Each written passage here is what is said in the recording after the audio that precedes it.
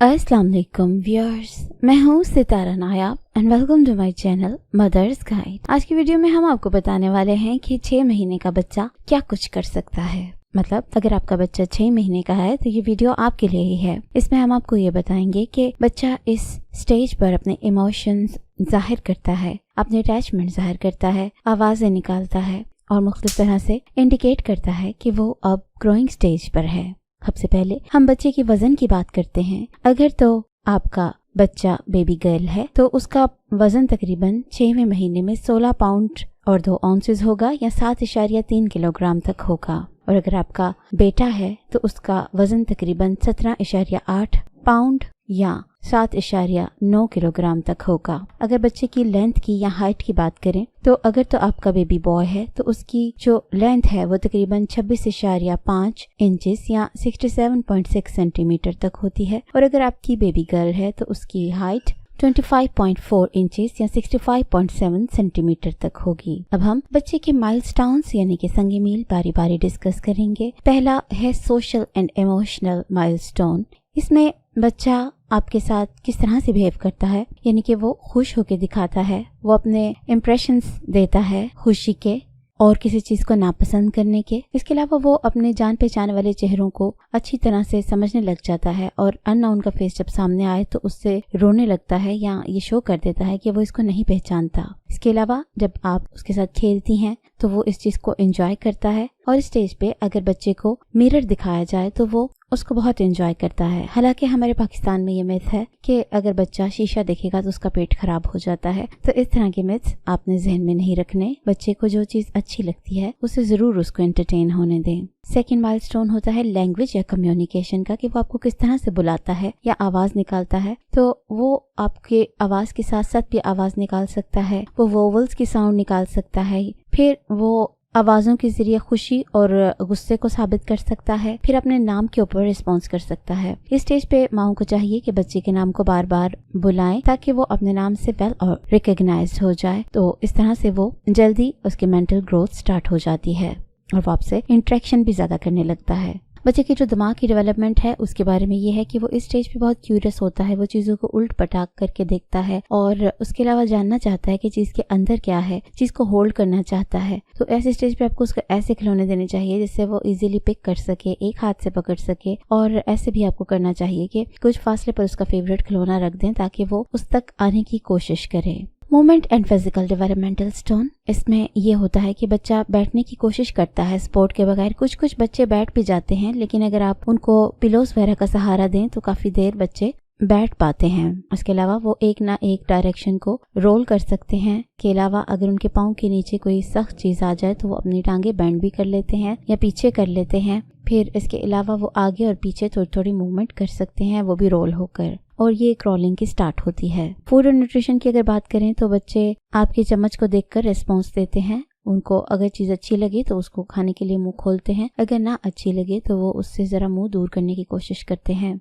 इसके अलावा आपने ये नोटिस करना होता है कि आपका बच्चा, आपका जो नवाला है, वो अच्छी तरह से अपने मुंह के अंदर लेके जा रहा है नहीं। इस स्टेज पे बच्चे ने ये सीखना होता है कि किस तरह से नवाले को अंदर एनगल्फ करना है। और फिर ये है कि आपका जो सीरियल्स वगैरह देने का टाइम है वो स्टार्ट हो जाता है। आप सिरिलैक भी दे सकती हैं, आप मुख्तलिफ फलों और फ्रूट्स की प्योरी भी बना के दे सकती हैं जो कि बच्चे को आमतौर पे पसंद आती है इस स्टेज पे। और जो खाने का मिकदार है वो तकरीबन 3 टीस्पून तक होती है और इसको आप दिन में 3 से 4 टाइम दे सकती हैं। और याद रखिए कि दूध बच्चे की ग़िज़ा नहीं है। आप खाली जब तक आप उसको साथ दूसरी ग़िज़ा नहीं देंगे बच्चे की सेहत अच्छी नहीं होगी। तो आपने ये करना है कि वेजिटेबल्स और फ्रूट्स, इन चीज़ों को आपने अच्छे से मैश करके बच्चे को देना है। जो वेजिटेबल या फ्रूट सख्त हो उसको थोड़ा सा बॉईल करना है, फिर उसको मैश करके प्योरी बना के देना है। इसके बाद पीने की अगर बात करें तो 6 महीने के बच्चे को प्यास लगती है, आपने उसको पानी को स्टीरिलाइज करके देना है या पहले बॉईल करना है, फिर उसको ठंडा करना है, फिर उसके बाद बच्चे को देना है। ठंडे का मतलब फ्रिज वाला ठंडा नहीं है, नॉर्मल टेम्परेचर है। और कोशिश करें कि शुरू से ही बच्चों को बहुत ज़्यादा मीठे ड्रिंक्स वगैरह ना दें, इससे उनके दांतों में डिके स्टार्ट हो जाता है, यानी कि दांत जल्दी ख़राब होना शुरू हो जाते हैं।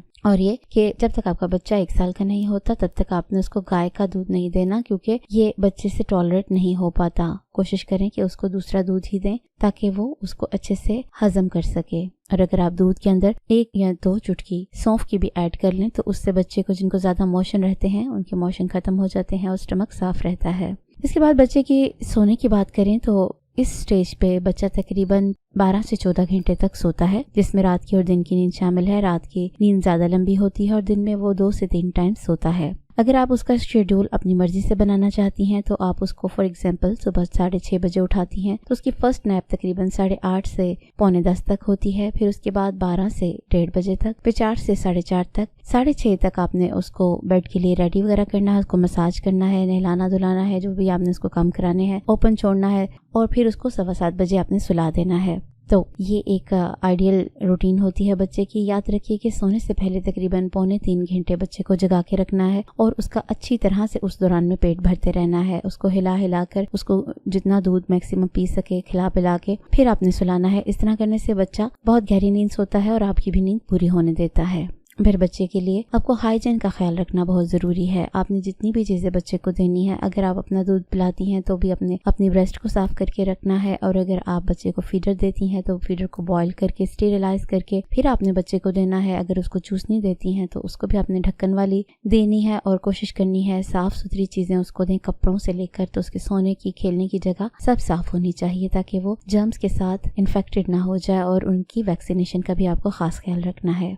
वार्निंग या प्रिकॉशन ये होगी कि आपने इस स्टेज पे बच्चे से वो तमाम चीज़ें दूर कर देनी हैं जिनके एजेस शार्प होते हैं, किनारे होते हैं बने हुए, या ऐसी चीज़ें होती हैं जैसे कि कुछ लिक्विड्स, दवाइयाँ, परफ्यूम या इस तरह की कोई बोटल्स बाहर होती हैं। आपने उनको बच्चे की रेंज से दूर कर देना है, ये लॉक के अंदर रख देना है। और जहाँ पे भी स्विचेस वगैरह होते हैं उनके ऊपर टेप लगा दें। आजकल कुछ गैजेट्स आए हुए हैं उसको कवर करने के लिए, वो लगा दें ताकि आपका बच्चा इन तरह की चीज़ों से बच के रहे। फिर आपने बच्चे के लिए कुछ टॉयज अरेंज करने हैं जो कि बच्चे की दिमाग की डेवलपमेंट के लिए बहुत अच्छे होते हैं। जैसे कि आपने ये डायग्राम में दिखाए हुए हैं, कुछ बास्केट से बनी हुई हैं जो कि एक दूसरे के अंदर फिट आती हैं। ये बच्चा इसको फिटिंग करता रहता है बैठ के, या डिफरेंट रंग के बॉल से खेलता है। स्टफ टॉयज हमेशा बच्चों को पसंद होते हैं। प्लास्टिक का जो मिरर होता है वो आपने बच्चे के लिए अरेंज करना है ताकि वो अपना रिफ्लेक्शन देखकर एंजॉय कर सके। इसके अलावा अगर आपने उसको रेटल सेट देना है तो कोशिश करें जिसके अंदर लाइट होती है वो दें ताकि बच्चा डबल तरह से अम्यूज हो सके, लाइट के साथ भी, आवाज के साथ भी। फिर कुछ बॉल्स होते हैं ये सेंसरी जिसके अंदर लाइट्स भी होती हैं, और ये डायग्राम में आप देख सकती हैं ये वाले बहुत इन है, ये बच्चों को अच्छे लगते हैं। स्टेज पे कुछ बिन्स बनी होती हैं जिसमें बच्चे शेप के हिसाब से चीज़ों को एंटर करते हैं, तो इस तरह से उनके दिमाग की डेवलपमेंट बेहतर होती है। तो आपने इस तरह की बिन्स अरेंज करनी है। कुछ इस तरह के रेक्टेंगल टॉयज होते हैं जिसमें डिफरेंट तरह के कलर्स, शेप्स, चीज़ें बनी होती हैं, जिससे बच्चा डिफरेंट तरह की शेप्स और चीज़ों और कलर्स के साथ इंटरेक्शन करता है। और आप उनको बता भी सकते हैं और बार बार रिपीट करने से बच्चे के दिमाग में भी रहने लगती हैं बातें। फिर कुछ बॉल्स होते हैं जो कि इस तरह से कवर्ड होते हैं, या जिसको हम आम लैंग्वेज में कहते हैं झुनझुने की एक ये किस्म होती है जिसको बच्चा रोटेट भी कर सकता है और आवाज भी सुन सकता है। इसके अलावा बच्चे का अगर बाथ टब है उसमें आप नहलाती हैं तो उसमें भी कुछ आप इस तरह के टॉयज यूज कर सकती हैं कि वो नहाते हुए भी इंजॉय कर सकता है। और इसके अलावा कुछ लर्निंग टॉयज भी होते हैं जिसमें कुछ अल्फाबेट्स और कुछ शेप्स वगैरह होती हैं, तो वो भी आप बच्चे के लिए परचेज कर सकते हैं। फिर इस तरह का एक बॉक्स भी अरेंज कर सकते हैं जिसमें बच्चा होल के जरिए बॉल्स को डालता है और फिर उसके साथ एंजॉय करता है। या फिर इस तरह का पाइल इजीली मिल जाता है, ये बच्चा इसके ऊपर रिंग्स डालता रहता है, तो ये उनका फेवरेट टॉय इस स्टेज पे होता है। अगर ये सब आपने कर लिया है तो आपको ये भी मालूम होना चाहिए कि आपको डॉक्टर के पास कब जाने की जरूरत होती है। अगर तो आपका बच्चा 6 महीने का है और वो अपने पेरेंट्स को या जो उसको सारा दिन संभालता है, केयर गिवर होता है, उसकी तरफ कोई तवज्जो नहीं देता, उसकी तरफ रिस्पॉन्स नहीं करता, तो ये वरीसम प्रॉब्लम होती है। इसको आपने डॉक्टर को दिखाना होता है। अगर बच्चा इर्द गिर्द की आवाजों पर रिस्पॉन्स ना करता हो, हंसता ना हो, या उसको कुछ खाने पीने में बहुत ज़्यादा मसला हो, बाहर निकल जाता हो सारा खाना और वो एनगल्फ ना कर पाता हो, या अभी तक उसने वॉवल की साउंड्स ना निकालनी शुरू की हो, या बहुत ज़्यादा स्टिफ किस्म का हो, बच्चा हिलता जुलता ना हो। जिस तरह मैं बताया है कि बच्चे रोल करते हैं और क्रॉलिंग करने की कोशिश करते हैं, अगर वो ऐसा नहीं करता और आसपास कोई टॉय या खिलौना रखा हो तो उसको नहीं पकड़ने की कोशिश करता, तो ये वो सिचुएशंस होती हैं जब आपको जाके डॉक्टर को दिखाना चाहिए बच्चे को कि वो क्यों अपनी उम्र के बच्चों के मुताबिक हरकत नहीं कर रहा। उम्मीद है कि मैंने आपको 6 महीने के बच्चे के बारे में तमाम बातें डिटेल से बता दी हैं। तो इस वीडियो को उन बहनों के साथ जरूर शेयर करें जिनका बच्चा या तो 6 महीने का हो गया है या होने वाला है। नए वीडियो आने तक अपना बहुत सा ख्याल रखिए। Take care. अल्लाह हाफिज।